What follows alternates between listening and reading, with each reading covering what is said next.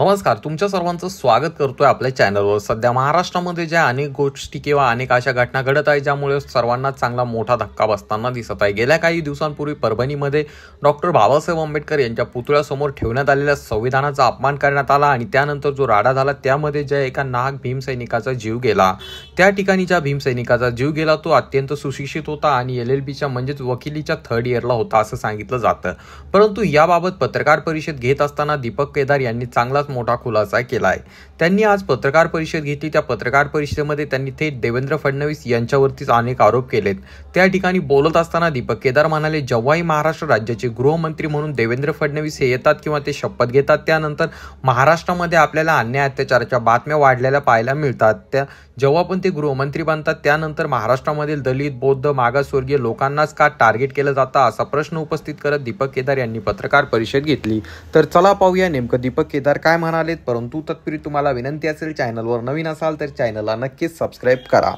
परभणीची विटंबना प्रकरण आणि त्याच्यानंतरची दंगल आणि सोमनाथ सूर्यवंशीचं हत्याकांड यानंतर राज्यातील आणि देशातील अनेक नेत्यांनी भेटी दिल्या, परंतु यात जी मुख्य कारवाई व्हायला पाहिजे ती अद्याप झालेली नाही। सोमनाथ सूर्यवंशीला न्याय मिळालेला नाही। जोपर्यंत सोमनाथ सूर्यवंशी हत्याकांडात अशोक गोरबांड सहित त्याच्या नेतृत्वात 9 जणांची जी टीम होती त्यांच्यावरती 302 मनुष्यवधाचा अॅट्रॉसिटी ऍक्टचा गुन्हा दाखल होत नाही तोपर्यंत सोमनाथ सूर्यवंशीला न्याय मिळणार नाही अशी स्थिती आहे।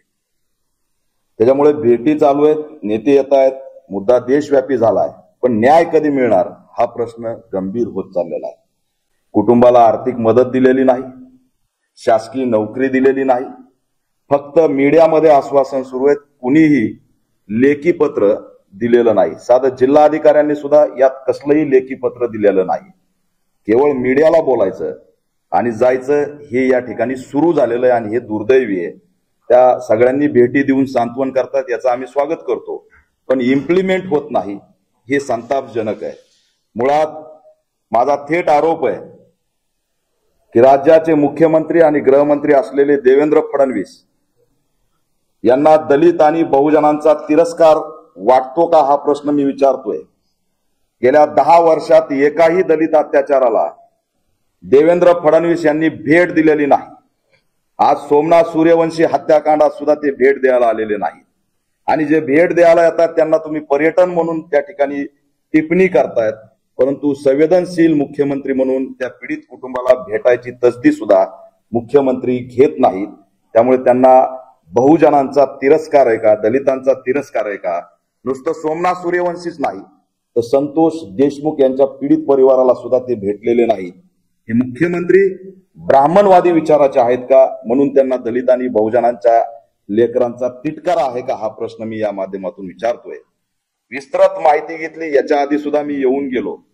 हे हत्याकांड सुनियोजित झालेला हत्याकांड आहे, ही दंगल सुनियोजित झालेली दंगल आहे। तो काळ रमाबाई आंबेडकर नगरचा गोळीबारचा जो काळ होता तो प्रति परभणीचा असणारा प्रकार केलेला आहे। म्हणजे मी परभणीच्या विटंबना प्रकरणाला रमाबाई आंबेडकर नगरची विटंबना प्रकरण हे घोषित करतोय। ज्या पद्धतीने मनोहर कदमनी त्याच्या नेतृत्वात 10 जणांचा बळी घेतला, त्याच धर्तीवरती अशोक गोरबांड मनोहर कदमच्या भूमिकेत येऊन जवळपास 10 बळी घेण्याचा षडयंत्र केलेलं होतं का असा सुद्धा संशय निर्माण झालेला आहे। या अशोक गोरबांडची फक्त चौकशी होईपर्यंत निलंबन करणे म्हणजे हा दुसरा सरकारी अन्याय आमच्यावरती झालेला आहे असं आम्ही जाहीर करतो। मनोहर कदमला सुद्धा त्या ठिकाणी शिक्षा झाली नाही, मनोहर कदमचं उलट प्रमोशन झालं। मनोहर कदमला जर शिक्षा झाली असती तर हा अशोक गोरबांड निर्माण झाला नसता, परंतु या देशात या राज्यात अशा पद्धतीची शिक्षा होत नाही आणि त्यातून मग असे प्रयोग राबवून आमचे बळी घेतले जातात। यात मनोहर कदमची औलाद अशोक गोरबांड आहे हे सुद्धा या माध्यमातून मी जाहीर करतोय। आणि रमाबाई आंबेडकर नगरला जे प्रकरण घडलं तसंच हे परभणीचं प्रकरण घडवायचं होतं। 10 बळी घ्यायचं षडयंत्र होतं का हा प्रश्न विचारतोय। आणि पोलीस खात्यात असणारा माणूस असं वागणार नाही तर अशोक गोरबांडला कर्मठ हिंदुत्ववादी संघटनेने ट्रेनिंग दिली होती का, हा सुद्धा या माध्यमातून आम्ही सवाल विचारतोय. कारण त्यांच्या नेतृत्वात जी टीम होती ती जातीय द्वेषातून शिवीगाळ करत मारहाण करत होती. हे काम खात्यातील माणूस करू शकत नाही, तर कोणत्या तरी कर्मठ विचारसरणीशी संबंधितच व्यक्ती करू शकतो. त्याच्यामुळे अशोक गोरबांची त्या दिशेने सुद्धा त्या ठिकाणी चौकशी झाली पाहिजे, ही आमची या ठिकाणी भूमिका आहे. विजय बाबा वाकोडे हे आंबेडकरी चळवळीतले नेते, पॅन्थर नेते, नामांतराच्या लढ्यापासून त्यांनी लढा दिलेला आहे आणि त्यांना आम्ही शहीद म्हणून घोषित करतोय. ते संविधान रक्षक म्हणून या देशातील एक लढाऊ नेता म्हणून पुढे आलेले आहेत. सोमनाथ सूर्यवंशी आणि विजयबाबा वाकोडे हे दोघंही संविधानाचं रक्षण करत असताना शहीद झालेत.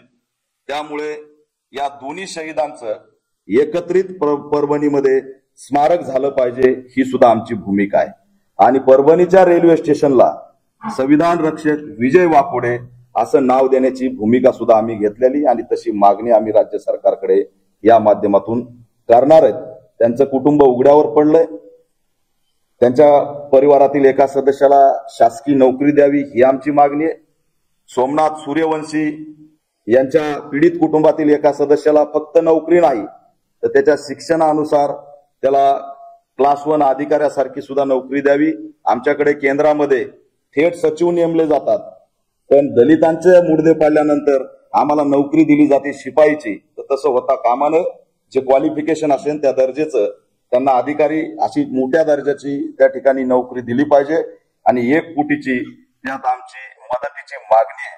देवेंद्र फडणवीस आल्यामुळे कायदा व सुव्यवस्था पुन्हा बिघडली.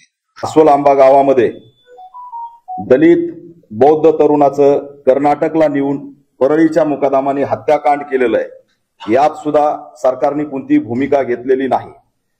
औंढा नागनाथच्या परिसरात वगरवाडी परिसरामध्ये एका मुलीचा मृतदेह त्या ठिकाणी अनवळखी मृतदेह म्हणून पडलेला आहे.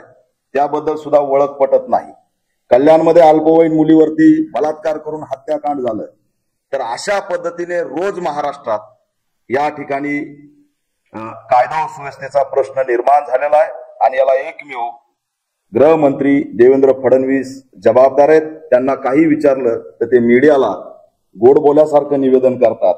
गोडबोल्या मुख्यमंत्री या राज्याला लाभला, हे दुर्दैव आहे. त्यांनी ऍक्शन मोडवरती आलं पाहिजे, तरच राज्य सुरक्षित होईल, अशी एकंदरीत आमची भूमिका आहे. मुख्य मुद्द्यापासून लक्ष भटकवलं जातंय. या 2च मुद्दे महत्वाचे आहेत की सोमनाथ सूर्यवंशीचा आरोपी अशोक गोरबांडवरती गुन्हा कधी दाखल होणार आणि परळीचे संतोष देशमुख यांचे प्रमुख मारेकरी कधी अटक होणार, हे प्रश्न या पत्रकार परिषदेच्या माध्यमातून मी मांडतोय आणि यात आमची या माध्यमातून व्यापक भूमिका जाहीर करतोय. आपल्याला काही विचारायचं असेल तर विचारू शकता.